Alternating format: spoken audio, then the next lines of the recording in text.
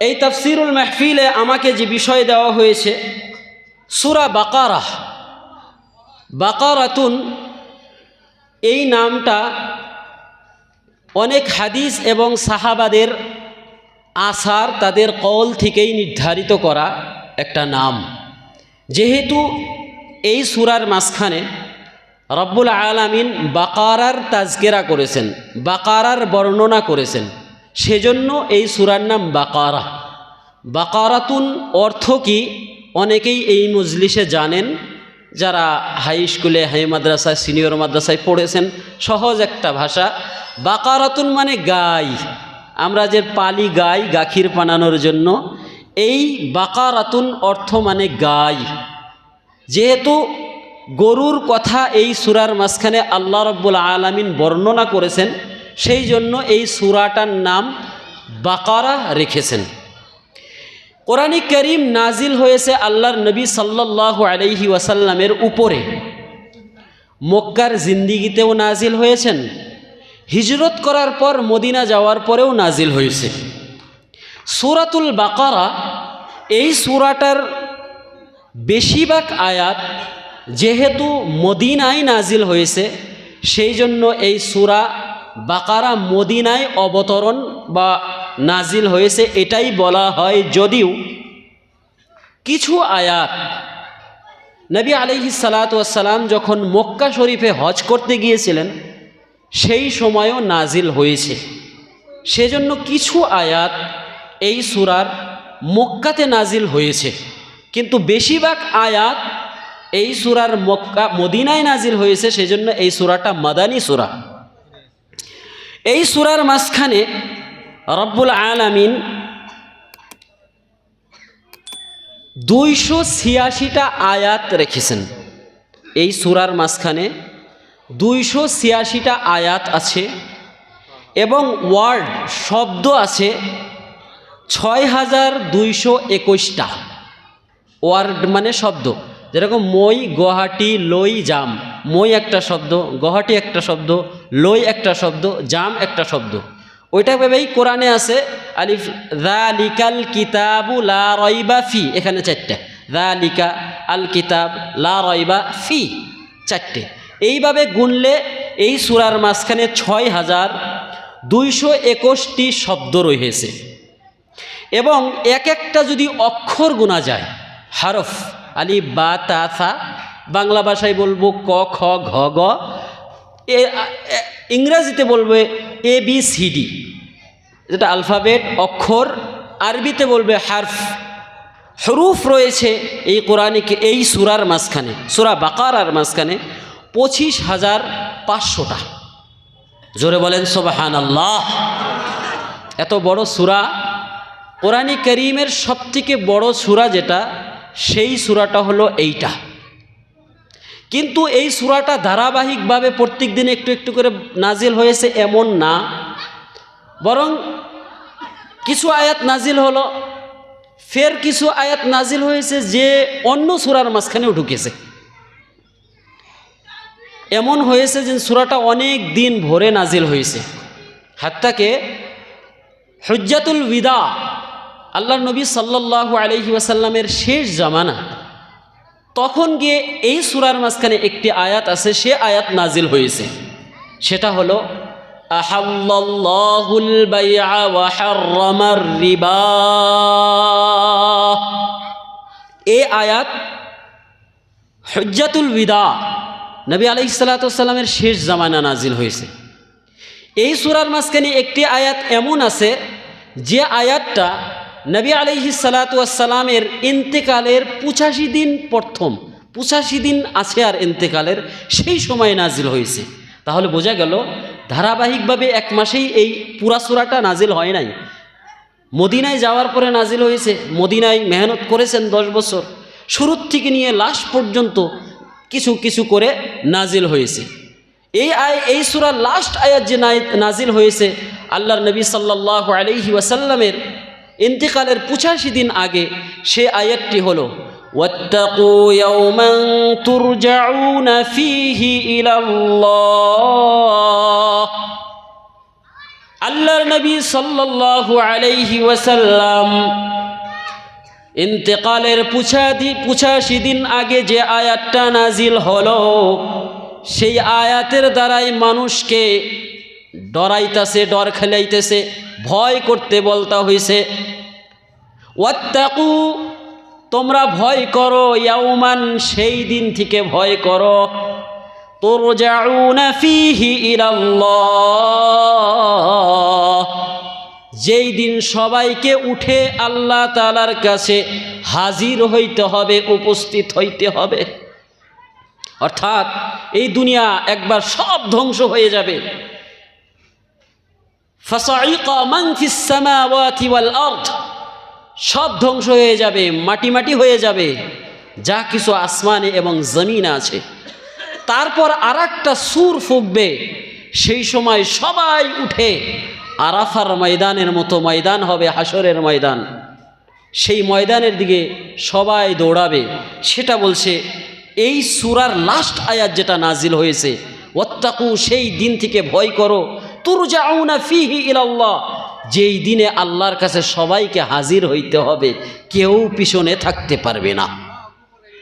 যাই হোক, এই বিশাল একটি সূরা, যে সূরার তিলাওয়াত করলে, যে সূরাটা তেলাওয়াত করা বরকত এবং তেলাওয়াত না করা বদনসবি, অর্থাৎ সে বদকপাল, পোড়া কপাল। যে মানুষটা এই সূরা তিলাওয়াত করে তার জন্য বরকত এবং রহমত, যেই মানুষ এই সূরা তিলাওয়াত করে না সে পোড়া কপাল মানুষ। আল্লাহর নবী সাল্লাল্লাহু আলাইহি ওয়াসাল্লামের সাহাবা বলেন। হযরতে আবু হুরায়রা রাদিয়াল্লাহু তাআলা আনহু থেকে বর্ণিত, তিনি বলেন যে নবী আকরাম সাল্লাল্লাহু আলাইহি ওয়াসাল্লাম বলেছেন, এই সূরাটা যে রাত্রের বেলায় তিলাওয়াত করে তার ঘরে জাদুর আসর হবে না। কেউ যদি জাদু করে, বাড়িতে জাদু করে না, মানুষে জাদু করে, জাদুর আসর হবে না, জিন ভূতের কোনো আসর হবে না, এবং ওই রাত্রের বেলায় আসমানি এবং জমিনি কোনো মুসিবত আসবে না। জোরে বলেন সুবহানাল্লাহ। আসমানি মুসিবত কেমন মুসিবত? যেন হাওয়া এসে ওই ঘর উড়িয়ে নিয়ে যাবে, কয় না, এইরকম মুসিবত আসবেই না যদি ওই দিন ওই রাত্রে এই সূরা পড়া হয়। যতই হাওয়া চলুক না কেন, এই সূরা পড়লে ওই ঘর ভাঙবে না। এবং কি জমিনি মুসিবত, কয় চারোদিকে ঘরে আগুন লাগছে, তোমার ওই ঘরে আগুন লাগবে না যদি ওই রাত্রে এই সূরা পড়া হয়। জোরে বলেন সুবহানাল্লাহ। হযরতে আনাস আব্দুল্লাহ বিন মাসউদ রাদিয়াল্লাহু তাআলা আনহু থেকে বর্ণিত, এই সূরাতে 10টি আয়াত এমন রয়েছে, সেই 10টি আয়াত যদি পড়ে পানির মধ্যে ফুকে ঝাড়া দিয়ে অথবা কোনো মজনুন পাগল ব্যক্তি আছে, কিছু বোঝে না, 10টি আয়াত পড়ে যদি তাকে ফোকা হয়, ঝাড়া দেওয়া হয়, আল্লাহ তাআলা এই 10 আয়াতের বরকতে ওই পাগলপন ইফাকা হয়ে যাবে, দূর হয়ে যাবে। জোরে বলেন সুবহানাল্লাহ। সেই 10টি আয়াত হলো শুরুর থেকে 4টি আয়াত, শুরুর থেকে আলিফ লাম মিম, এখান থেকে 4 আয়াত, আর মাঝখান থেকে যেটা আয়াতুল কুরসি আছে, আল্লাহু লা ইলাহা ইল্লা হুয়াল হাইয়ুল, ওখান থেকে 3টি আয়াত, এবং এই সূরার একদম লাস্টে 3 নম্বর পারা, সেখান থেকে যদি 3টি আয়াত নিয়ে পড়াশোনা করে একজন পাগলের উপরেও যদি ফুক মারা হয়, আল্লাহ তাআলা তাকে শিফা করে দিবেন। জোরে বলেন সুবহানাল্লাহ। এই সূরা এমন একটি সূরা, যে সূরার মাঝখানে এমন একটি আয়াত আছে, যে আয়াতটি পুরো সূরার যত আয়াত আছে 6666টা বলেন, পুরো সূরার পুরো কোরআনের ভিতরে যত আয়াত আছে সব থেকে আফজল এবং আশরাফ, উত্তম, উৎকৃষ্ট মানের, যদিও কোরআনের সমস্ত আয়াত উৎকৃষ্ট, তার মধ্যে থেকে আফজল এবং উৎকৃষ্ট যে আয়াত আল্লাহ রাব্বুল আলামিন সেই আয়াতটি এই কোরআনে কারীমের এই সূরার মাঝখানে বর্ণনা করে দিয়েছে। জোরে বলেন সুবহানাল্লাহ। সেই আয়াতটা হলো আয়াতুল কুরসি, আল্লাহু লা ইলাহা ইল্লা হুয়াল হাইয়ুল কাইয়্যুম, এটা সবথেকে উত্তম আয়াত, উৎকৃষ্ট আয়াত। যাই হোক, আমি আপনাদের সম্মুখে সূরা বাকারার ফজিলত সম্পর্কে কিছু আলোচনা তুলে ধরেছি। আমাকে আলোচনা করতে দেওয়া হয়েছে এই সূরার শুরুতে, যেহেতু 286টা আয়াত আছে, তার মধ্যে থেকে আমাকে 10টি আয়াতের তাফসীর করতে আমাকে অনুরোধ করা হয়েছে। কিন্তু 10টি আয়াত 6 নম্বর আয়াত থেকে দেওয়া হয়েছে, যদিও আমি আপনাদের সম্মুখে ওই প্রথমে যে 5টি আয়াত, সে 5টিরও ব্যাখ্যা করে তুলে ধরব বলে আশা করছি, যাতে করে ওই 5টি আয়াতও নারাজ না হয়। আপনারা শুনবেন ইনশাআল্লাহ? জোরে হাত তুলে বলি ইনশাআল্লাহ শুনবো। জোরে বলেন ইনশাআল্লাহ। আউযু বিল্লাহি মিনাশ শাইতানির রাজীম। আমি সাহায্য চাইতেছি আল্লাহ তাআলার কাছে, মিনাশ শাইতানির রাজীম, ওই শয়তান থেকে যে মরদুদ। বিসমিল্লাহির রহমানির রহিম। এবং শুরু করতেছি ওই আল্লাহ তাআলার নাম নিয়ে, যিনি দয়াবান এবং মেহেরবান। আলিফ লাম মিম, আল্লাহু আ'লামু বিমুরাদিহি। আল্লাহ এই ধরনের কোরআনে কারিমে যত জায়গায় আছে, ইয়াসিন, কাফ, আলিফ লাম মিম রা, কাফ হা ইয়া আইন সাদ, সাদ নুন, আলিফ লাম মিম রা, কাফ হা ইয়া আইন সাদ, এই ধরনের হরুফে মুকাত্তাআত যতগুলো আছে, এর অর্থ আল্লাহ ব্যতীত কেহ জানে না। যদিও কিছু জাইফ হাদিসের দ্বারাই বর্ণনা ব্যাখ্যা করে, কিন্তু আমি মনে করি এই ধরনের ব্যাখ্যা না করাই ভালো। সবথেকে ভালো ব্যাখ্যা যেটা, এর অর্থ আল্লাহ ব্যতীত কেউ জানে না। কিন্তু আমাদের এই দেশে কিছু বিভ্রান্তমূলক এবং যাদের বুঝ বহুতই কম, তারা এগুলোর অর্থ নিয়ে টানাটানি করে। তার জন্য তারা নামাজ কালামের থেকে দূরে থেকে লাফালাফি জিকিরটাও বেশি করে। তারা আলিফ লাম মিমের কি অর্থ হুজুর এটা বলেন, এই নিয়ে টানাটানি। যদিও বলা হয় নামাজ পড়ো, তখন বলবে নামাজ তো বারবার না, জীবনে একবার। আশা করি আপনাদের এলাকায় এমন ব্যক্তি নাই, তাই না? নাই, আলহামদুলিল্লাহ। আছে, যদি আল্লাহ তাআলা হিদায়াত দান করুক। হ্যাঁ, পুরো বরপেটা ডিস্ট্রিক্টের মধ্যে বেশি, বুঝছেন? তাদের তো ভয়ানক ভয়ানক। আল্লাহ নিজের মধ্যে আছে, তার তাফসীর করতে গিয়ে নাউযুবিল্লাহ, যেটা আমরা মুখেও বলতে পারবো না। ভক্তি না করলে কি মুক্তি পাওয়া যাবে? এত বর্বরতা, এটাই বুঝলো না তারা, যে তুমি মানুষকে এত সম্মানিত বানিয়েছে আল্লাহ, যেন আল্লাহ রাব্বুল আলামিন ফিরিস্তাকে হুকুম করেছে, ওগো ফিরিস্তারা, এই মানুষ বানিয়েছে, তাকে সেজদা করো, তাকে সেজদা করো। তো মানুষকে তো বলে নাই যে হে মানুষ অন্য মানুষকে সেজদা করো, ফিরিস্তাকে বলেছে। তুমি যেন ভক্তি করতেছো, তুমিও তো একজন মানুষ, আরেকজন মানুষ কি করতেছো। যাই হোক, বিষয় নিয়ে আলোচনা করব না। আল্লাহ রাব্বুল আলামিন আগে বলেন, যালিকাল কিতাবু লা রাইবা ফীহি, এই যে একটা কিতাব, এই কিতাব লা রাইবা ফীহি, এর মধ্যে কোনো সন্দেহ নাই। যালিকাল কিতাব, কিতাব বলতে এখানে কোরআনে কারীম। এই কোরআনে কারীমের মধ্যে লা রাইবা ফীহি, এখানে কোনো সন্দেহের অবকাশ নাই। অর্থাৎ এখানে দুইটা ব্যাখ্যা। এই কোরআনটা যেন আল্লাহর তরফ থেকে নাজিল হওয়া একটা কিতাব, এর মধ্যে কোনো সন্দেহ নাই। যারা বলেন কথা ঠিক কিনা? আর একটা তাফসীর হলো, এই কোরআনে কারীম এমন একটি কিতাব, এখানে যা কিছু লেখা আছে, যেগুলোই বর্ণনা আছে, একটু ভুল নাই, ভুল তো নাই, সন্দেহেরও অবকাশ নাই। জোরে বলেন সুবহানাল্লাহ। প্রথম তাফসীরকে মুফাসসিরিনরা বেশি প্রাধান্য দিয়েছেন। হুদাল লিল মুত্তাকিন, এই কিতাবটা এমন একটি কিতাব যে যারা ভয় করে, যাদের অন্তরে ডর আছে, তাদের জন্য হিদায়াত, তাদের জন্য রাস্তা দেখলানেওয়ালি একটি কিতাব। আল্লাহর ভয় যাদের ভিতরে আছে তাদের জন্য হিদায়াত অর্থাৎ রাস্তা দেখানোর একটা জারিয়া। কোন রাস্তা? জান্নাতের রাস্তা, জান্নাতের রাস্তা। আল্লাহ তাআলা শুরুতেই বলে দিলেন যে এমন একটি কিতাব, যে কিতাব মুত্তাকিন যারা হবে। মুত্তাকিন কাকে বলা আমি একটু আগে বলবো।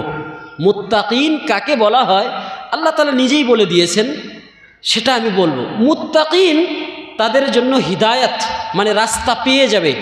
যতই মানুষ গুমরাহ করার জন্য, পথভ্রষ্ট করার জন্য চেষ্টা করুক না কেন, কিন্তু কোরআন যদি থাকে আপনার ভিতরে, কেহ পথভ্রষ্ট করতে পারবে না। মুত্তাকিন কারা? আল্লাযীনা ইউমিনুনা বিল গায়বি ওয়া ইউকিমুনাস সালাতা ওয়া মিম্মা রাযাকনাহুম ইউনফিকুন। ভাইরা আমার, বন্ধুরা আমার, মুত্তাকিন তারা যাদের ভিতরে তিনটা গুণ রয়েছে। এই আয়াতের মাঝখানে যে আয়াতটি আমি আপনাদের সম্মুখে তিলাওয়াত করলাম, ওই আয়াতের মাঝখানে মুত্তাকিন যারা তাদের তিনটা গুণ বর্ণনা করলেন। আল্লাযীনা ইউমিনুনা বিল গায়ব, যারা নাকি ঈমান রাখে, বিশ্বাস করে, না দেখে, না শুনে, না মুশাহাদা করে, যেটা গায়ব হয়, অনুপস্থিত হয়, সেই কথার উপরে বিশ্বাস করে, ঈমান নিয়ে আসে।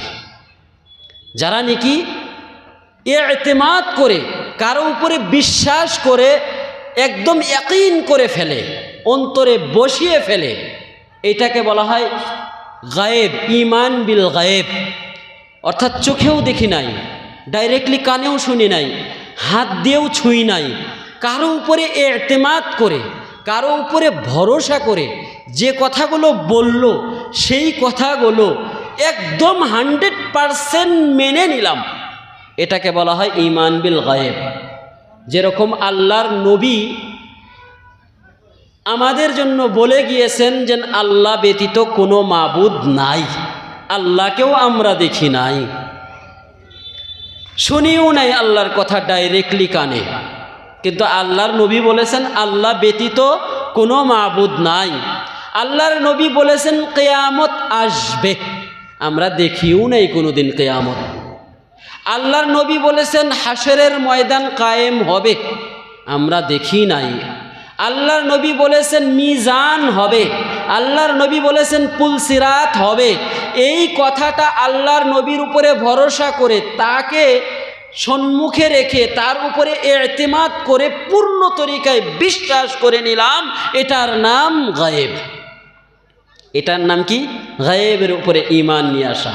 এই রকম যারা ঈমান নিয়ে এসেছে, জান্নাত আছে বলে আল্লাহর নবী বলেছেন, হ্যাঁ মেনে নিলাম। জাহান্নাম আছে, কে বলল? আল্লাহর নবী বলেছেন, আল্লাহ বলেছেন, হ্যাঁ তেনারা বলেছেন, মেনে নিলাম। এর নাম ঈমান বিল গায়েব। মুত্তাকিন যারা হবে, তিনটি গুণ। এক নম্বর গুণ হইল যারা নাকি ঈমান বিল গায়েব রাখবে। দুই নম্বর গুণ ওয়া ইউকিমুনাস সালাহ, ঈমান বিল গায়েব রাখার সাথে সাথে তারা নামাজ কায়েম করবে। বেজাল তো বেড়ে গেলাম গে এখনই, সব থেকে বড় বেজাল এইটাই। সব জেনেই যাই, খালি হুজুররা নামাজের কথা কয়। আরে হুজুররা কেন বলবে? কোরআনে বলে, যেখানেই ঈমানের কথা সেখানেই নামাজের কথা। কারণ নামাজ এমন একটি ইবাদত, যে ইবাদতে সাক্ষ্য দেয় যে আল্লাহ আমাদের খালিক, আল্লাহ আমাদের রাজা, আল্লাহ আমাদের বাদশা, আল্লাহ আমাদের মালিক, আর তার সামনে আমরা গোলাম। সেজদা করে, মাটিতে মাথা নত করে মুনিব হওয়ার, আমরা গোলাম হওয়ার, আমরা দাস হওয়ার দাসত্ব প্রমাণ করতে হবে এই নামাজের মাধ্যমে। সেই জন্য এই নামাজ দিয়েই মুসলমানের পার্থক্য করা যায়। আল্লাহর নবী সাল্লাল্লাহু আলাইহি ওয়াসাল্লাম হাদিসে বলেছেন, ফারকুল কুফরি ওয়াল ঈমানি তারকুস সালাহ। হাদিসের মফহুমের আরবি বললাম যে ঈমান এবং কুফরের মাঝখানে পার্থক্য হলো নামাজ। মানে নামাজ পড়লো সে ঈমানদারের পরিচয় দিল, নামাজ পড়লো না সে কুফরের পরিচয় দিল। কত ভয়ানক!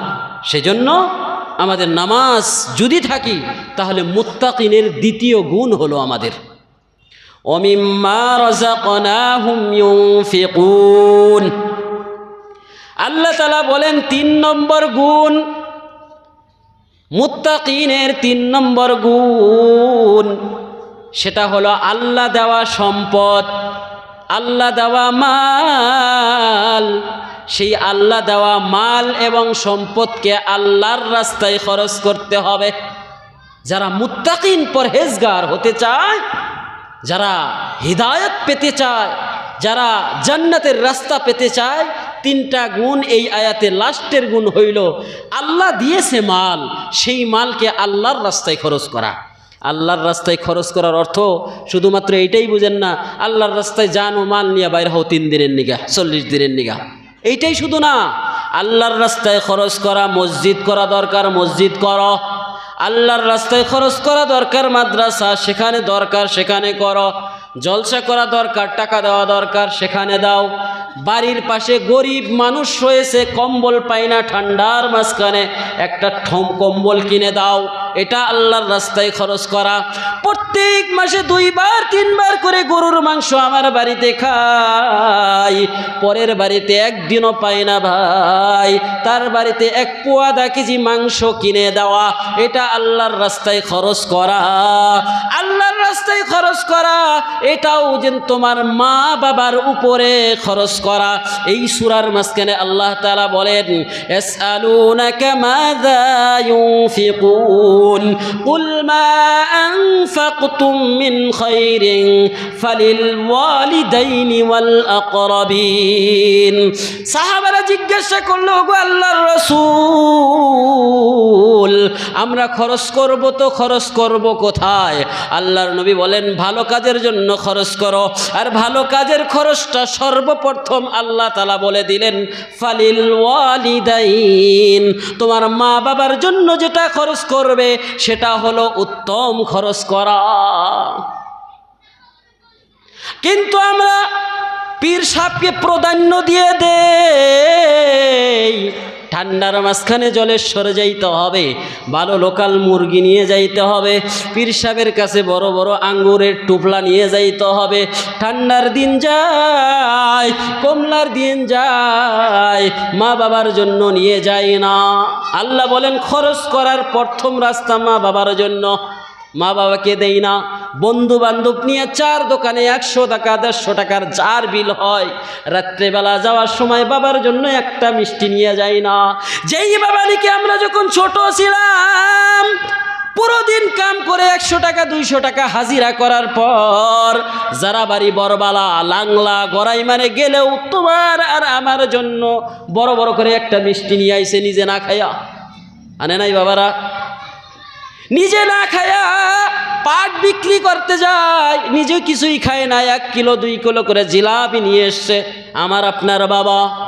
আজকে বাবা যখন বুড়ো হয়ে যায়, হাতে টাকা পয়সা কিছুই নাই, নিজে দোস্তর সাথে আর বন্ধুর সাথে বাজারে আড্ডা মাইরা 100 টাকা 200 টাকা বন্ধুকে খাওয়াইয়া দেয়। পিকনিকে যাই ঠান্ডার দিনে, মা বাবার জন্য একটু ফল নিয়ে যায় না, একটু আখরোট নিয়ে যায় না, একটু কাজু নিয়ে যায় না, একটু পিস্তা নিয়ে যায় না। আরে বাবারা দেখুন, আপনি একদিন একটা আখরোট নিয়ে যান, একটা মিষ্টি নিয়ে যান, আপনার আব্বা কত খুশি হয়। কবে নিয়ে গেছি, কবে নেই চিন্তা করেছেন কি পুরো বছরে আমার আব্বার মার জন্য এক্সট্রা কিছু নিয়ে গেলাম? আর কিন্তু আমার আব্বা মা যখন ছোট ছিলাম বাজারে গেলি গেলা কিছুই না খায়, 2 টাকার হইলে কলকি একটাও নিয়ে আইছে আমার নিকা।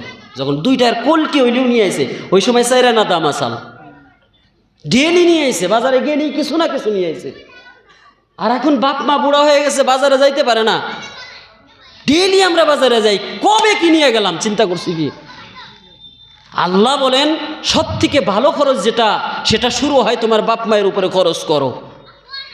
আমরা করব, বাপ মার জন্য খরচ করবো ইনশাআল্লাহ? না না, ওটা কেন ইনশাআল্লাহ বলি না, জোরে বলেন ইনশাআল্লাহ।